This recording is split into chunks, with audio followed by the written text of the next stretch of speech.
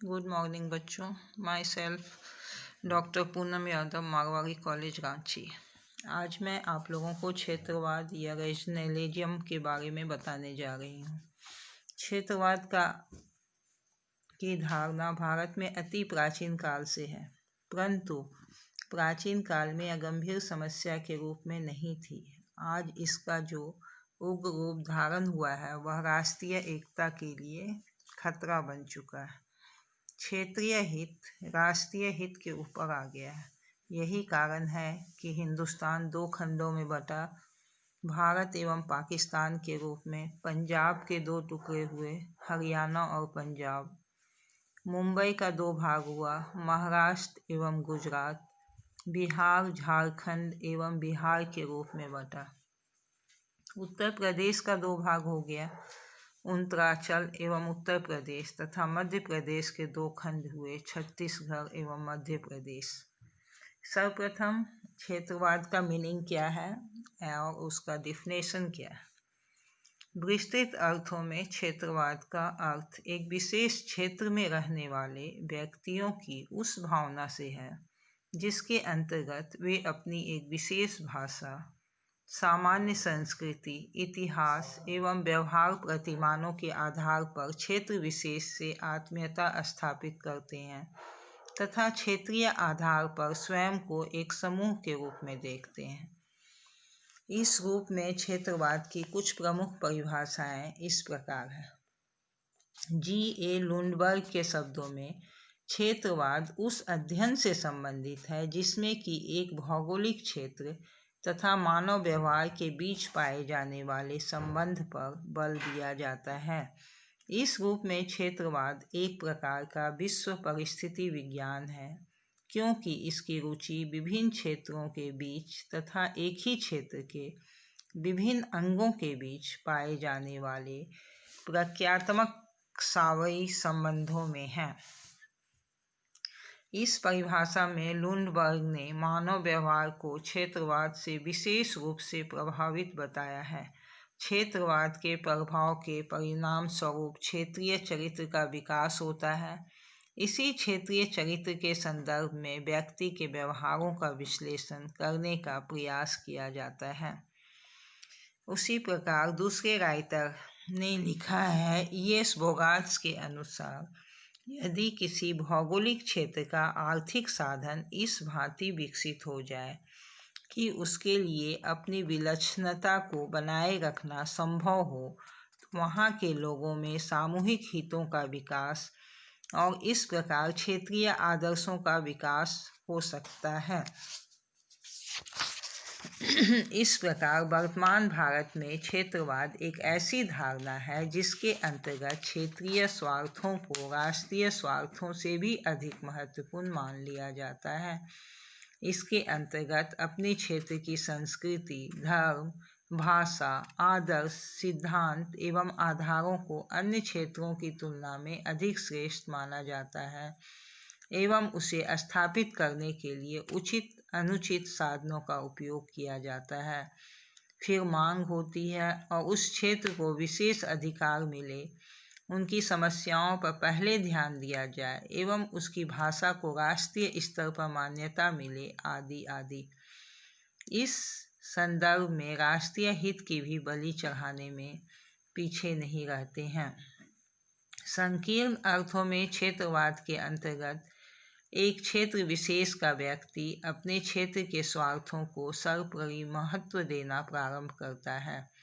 व्यक्ति के मन में अपने क्षेत्र के प्रति मिथ्या गौरव एवं श्रेष्ठता की भावना पनपने लगती है।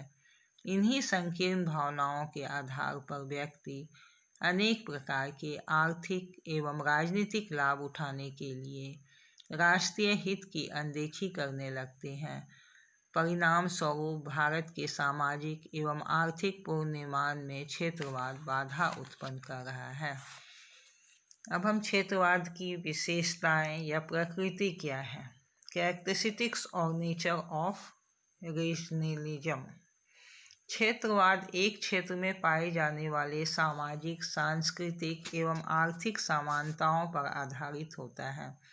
यह क्षेत्र राष्ट्र हो सकता है या एक राष्ट्र के अधीन अनेक छोटे छोटे क्षेत्र हो सकते हैं। इस क्षेत्रवाद के संकुचित एवं उग्र रूप के अंतर्गत क्षेत्रीय स्वार्थों को राष्ट्रीय स्वार्थों से भी अधिक महत्वपूर्ण मानने की प्रवृत्ति होती है। क्षेत्रवाद की प्रकृति या वास्तविकता को निम्न विशेषताओं के आधार पर लिखा जा सकता है। पहला है स्थानीय भक्ति। क्षेत्रवाद स्थानीय भक्ति का एक स्वरूप है।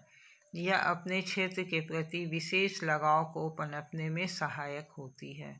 इसमें संपूर्ण देश की तुलना में एक विशेष क्षेत्र के हितों को अधिक महत्वपूर्ण समझा जाता है। दूसरा है सीखा हुआ व्यवहार। क्षेत्रवाद एक ऐसा सीखा हुआ व्यवहार है। एक क्षेत्र के व्यक्तियों में अपने क्षेत्र के प्रति जो विशेष लगाव होता है उसे सामाजिक अंतःक्रियाओं के दौरान सीखा जाता है। साधारणतः क्षेत्रीय नेतृत्व के द्वारा नियोजित रूप में क्षेत्रीय भावनाओं का प्रसार किया जाता है। फिर अनुकरण के द्वारा एक से दूसरे व्यक्तियों में क्षेत्रवाद की भावना फैलती रहती है।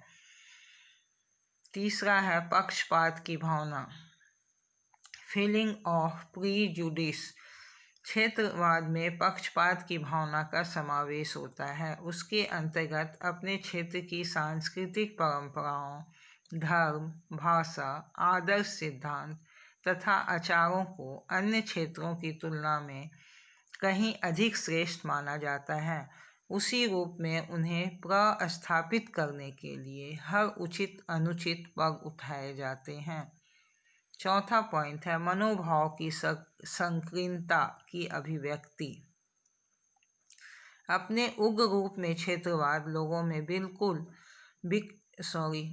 में विकृत मनोभावों को पनपाने में सहायक होता है। इसी का परिणाम है कि अपने क्षेत्र में बसे अन्य क्षेत्रों के लोगों के साथ दुर्व्यवहार किया जाता है और कभी कभी तो उन्हें सामाजिक आर्थिक अन्याय का शिकार बना लिया जाता है। साथ ही क्षेत्रीय भक्ति एवं क्षेत्रीय वफादारी के नाम पर इन अन्यायों का कोई न कोई औचित्य भी ढूंढ लिया जाता है। पांचवा पॉइंट है राजनीति का हिस्सा, पार्ट ऑफ पॉलिटिक्स। वर्तमान भारत में क्षेत्रवाद राजनीति का एक महत्वपूर्ण हिस्सा बन चुका है। क्षेत्रवाद के आधार पर राजनीति चल रही है। आज क्षेत्रवाद का सीधा संबंध राजनीति और सरकार में प्राप्त प्रतिनिधित्व से है। छठा है निर्मूल विश्वास, बेसलेस फेथ। क्षेत्रवाद इस निर्मूल विश्वास पर आधारित है कि क्षेत्रीय आधार पर संगठित हुए बिना सरकार द्वारा आर्थिक सुविधाएं प्राप्त नहीं हो सकती है। ऐसे विश्वास स्थानीय नेताओं द्वारा स्वयं अपने लाभ के लिए उत्पन्न किए जाते हैं। इस प्रकार क्षेत्रवाद की निम्नलिखित विशेषताएं हैं। आज मैं क्लास यहीं समाप्त करती हूँ। थैंक यू बच्चों।